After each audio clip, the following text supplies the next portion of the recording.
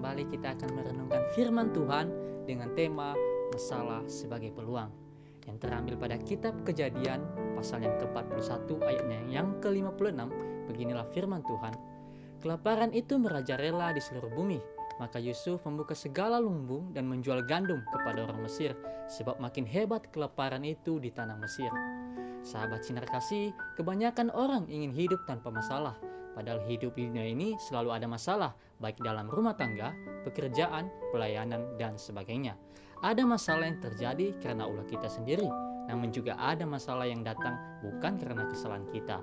Sahabat sinar kasih, Yusuf tidak pernah melakukan kesalahan apapun, tetapi dia harus mengalami masalah secara bertubi-tubi oleh karena Yusuf seorang yang takut akan Tuhan, maka Tuhan menyertainya. Ketika berada di dalam penjara karena difitnah oleh istri Potifar, Yusuf menjalani hukum tanpa protes kepada Tuhan.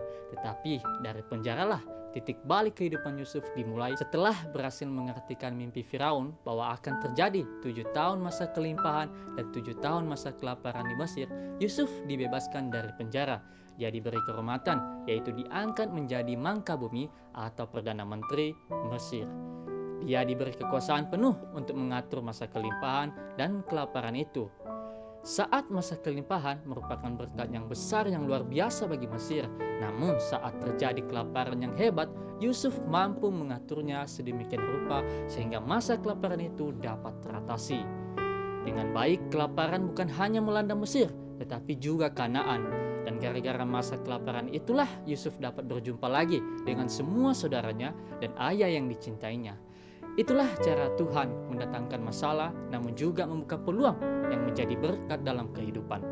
Sahabat sinar kasih, jika saudara menghadapi masalah bukan karena kesalahan yang saudara buat, percayalah bahwa di balik masalah Tuhan sedang merencanakan sesuatu yang besar dan indah atas hidup saudara. Tuhan Yesus memberkati. Syukur untuk setiap rencanamu dan rancanganmu yang mulia dalam satu. Terpujilah Allah Bapa Tuhan kita, Yesus Kristus, Bapa yang penuh belas kasihan dan Allah sumber segala penghiburan, yang menghibur kami dalam segala penderitaan kami, sehingga kami sanggup menghibur mereka yang berada dalam bermacam-macam penderitaan.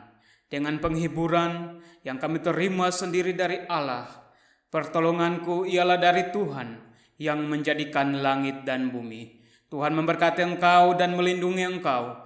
Tuhan menyinari engkau dengan wajah-Nya dan memberi engkau kasih karunia. Tuhan menghadapkan wajah-Nya kepadamu dan memberi engkau damai sejahtera. Amin. Kami bersatu menjadi duta